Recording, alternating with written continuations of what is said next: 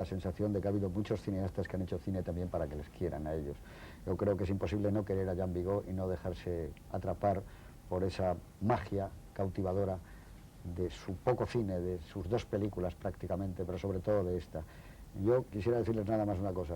Durante los primeros minutos de proyección, ustedes a lo mejor van a tener la misma sensación que he tenido yo siempre que la he visto, que se está inventando el cine ante sus ojos. Vamos a ver La Atalanta.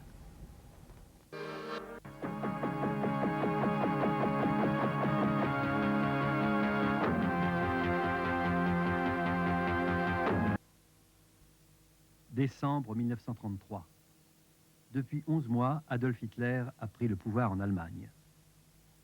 En Espagne, une insurrection anarchiste ébranle le pouvoir dirigé par le centre droit, vainqueur des récentes élections.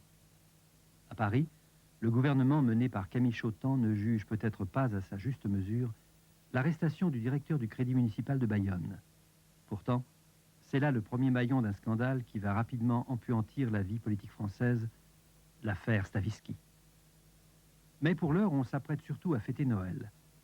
On veut oublier qu'il y a quelques jours, une marche de la faim a mené de Lille à Paris les chômeurs du Nord et du Pas-de-Calais. On préfère à ces images celles qui annoncent la création de la loterie nationale et attestent le bonheur incrédule de son premier bénéficiaire, un humble coiffeur de Tarascon nommé Bonnour. L'hiver s'annonce rude. C'est dans cet environnement qu'un certain Jean Vigo poursuit les prises de vue de son premier long métrage, L'Atalante, commencé depuis le 10 novembre. Regardez, voici Jean Vigo au milieu de ses assistants, Albert Hiera à gauche et Pierre Merle, le préposé au chat. Atalante 279, pas première. C'est la voix de Jean Vigo que nous entendons, dirigeant Gilles Margaritis. Je suis venu vous faire... Mais non, coupe! Non, continue. Il faut Ouais. silence. Je suis venu vous faire mes excuses. Je vais vous dire au revoir en musique.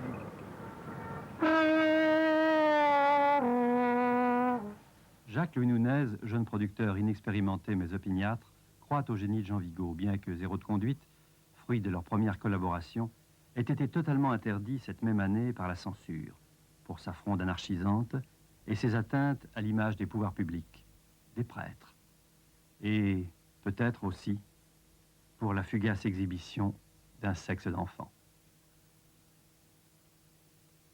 Malgré cela, Jacques Louis Nunez s'est obstiné. En s'appuyant sur les mêmes partenaires de la Gaumont Francophile Maubert, il a rassemblé les capitaux nécessaires aux jeunes cinéastes pour s'attaquer à un scénario que Louis Nunez a pris soin de choisir pour, croit-il, son populisme tiède et sans danger apparent. L'histoire des amours contrariés mais finalement heureuses d'un jeune couple de mariniers dont la femme cède un instant aux tentations de la grande ville. Malgré les difficultés nées des conditions météorologiques et de brefs arrêts dus à la mauvaise santé de Jean Vigo, on sait aujourd'hui qu'il est tuberculeux et qu'il mourra de septicémie 8 mois plus tard, le tournage s'achève à la fin de janvier 1934. L'histoire de la malédiction de l'Atalante commence. Éprouvé par le tournage, Jean Vigo quitte Paris en février pour un séjour en haute montagne, laissant Louis Chavance achever le montage du film. Il a été choisi pour sa compétence en matière de montage sonore et imposé à Vigo par la production. En avril 1934, le montage définitif est terminé. Vigo, de retour, donne son accord, malgré quelques points de détail qu'il souhaite pouvoir corriger après la présentation du film aux professionnels. Cependant, il doit s'aliter. Il ne se relèvera plus et ne verra plus jamais une image de l'Atalante. Les exploitants unanimes exècrent le style du film dont ils pensent qu'il est propre à faire fuir un public supposé avide de divertissement. Cette opinion rejoint à point celle des distributeurs de la Gaumont Francophile Maubert. Ils demandent au producteur Jacques Louis Nunez de faire opérer d'importants remaniements et coupures. Ce dernier cède. Après l'interdiction de Zéro de conduite, il ne peut plus courir le risque. Chavance réduit le film de 89 à 65 minutes. Il taille dans la musique de Maurice Jaubert et lui substitue en partie des citations du Chaland qui passe, une chanson alors en vogue. On va plus loin. On rebaptise le film du titre même de cette chanson. Le Chaland qui passe, film mutilé de Jean Vigo, sort en septembre 1934 sur les Champs-Élysées. Son ami et assistant Pierre Merle photographie pour lui la façade et le hall décoré du Colisée. Il n'a plus qu'un mois à vivre. Bien sûr, on a voulu travestir l'œuvre en un spectacle de bonne compagnie, visible par tous les publics, mais bien qu'il soit amputé de ses images les plus dérangeantes, le film a résisté et le public frivole n'en a pas voulu. Une presse flatteuse n'empêche pas que l'exploitation du chaland qui passe ex-Atalante en exclusivité cesse après 3 semaines. L'œuvre, le chef-d'œuvre, rentre dans ses boîtes. Il n'en sort qu'en octobre 1940. Le film a été encore une fois remanié par des mains pressées. On l'a débarrassé de l'adjonction du chaland qui passe, dans sa bande-son et à son générique. Il est projeté au studio des Ursulines, mais sans plus de succès qu'à sa première sortie. Il faut attendre la Libération pour que Jean Vigo et son œuvre, quelques 3 heures de projection au total, deviennent le cheval de bataille de la Fédération française des ciné-clubs. C'est plus qu'une réhabilitation, c'est une apothéose, presque une déification. Pourtant, la version de 1940 reste une version tronquée. À partir de 1950, diverses tentatives de reconstitution sont menées, dont l'une par les soins d'Henri Langlois, secrétaire général de la Cinémathèque française, auprès duquel Henri Beauvais, l'un des délégués de la Gaumont Francophile Aubert à l'époque du tournage, désormais distributeur indépendant et détenteur du matériel et des droits, a déposé diverses rushs inédites, chutes et coupes. Cependant, les rares copies, inlassablement projetées, se fatiguent. Le négatif d'origine disparaît mystérieusement. On peut presque dire qu'il y a alors autant d'Atalante que de copies de l'Atalante, sans parler de quelques chalands qui passent, toujours en circulation. C'est en 1985 que Gaumont acquiert Fanfilm 10, la société d'Henri Beauvais, et donc, aussi, le matériel en souffrance de l'Atalante. C'est en 1989 que la société considère qu'il est temps de réparer les injustices et les erreurs du passé, commises d'ailleurs sous d'autres pouvoirs.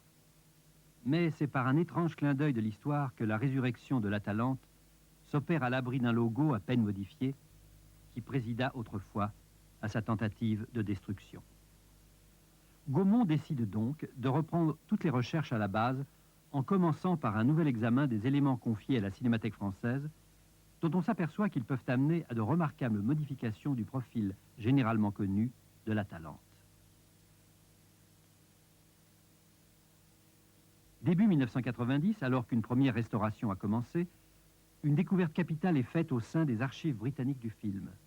Une copie datant de 1934, et jamais sortie de ses boîtes depuis ce temps, probablement l'une des toutes premières avant le remontage sacrilège, comme en témoignent les poinçons d'origine et l'appellation même du film, l'Atalante. Avec cette copie, nous possédons enfin un maître étalon du film, sinon dans la première version autorisée par Vigo, du moins dans l'une des plus proches.